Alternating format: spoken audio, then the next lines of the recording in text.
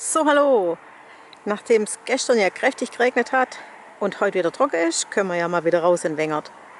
Schaut euch das an, so ein tolles Farbspiel in den Weinbergen.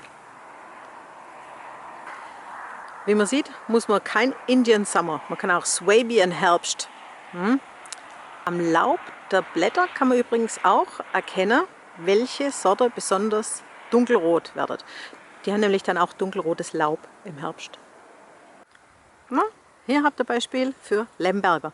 Die Lemberger, die hat man ja seit jeher gern zu den Trollinger dazugegeben, weil sie dem relativ hellen Trollinger eben ein bisschen mehr Farbe geben. Und natürlich auch gute Geschmack hinzufügen. Also harmoniert perfekt zusammen, weiß man ja.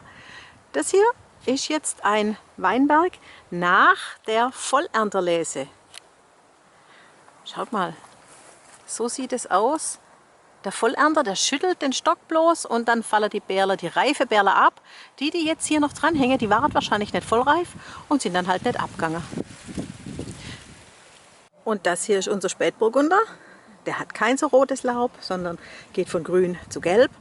Und bei uns hängen noch die kleine Härling drin, die man bei der Handlese hat hängen lassen, weil die nachgetriebene Träubler oben einfach nicht vollreif waren bei der Ernte. Das ist normal so.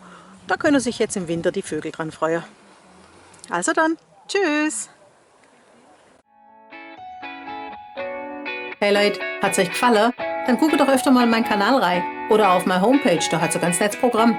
Bei uns ist nämlich etwas Butter.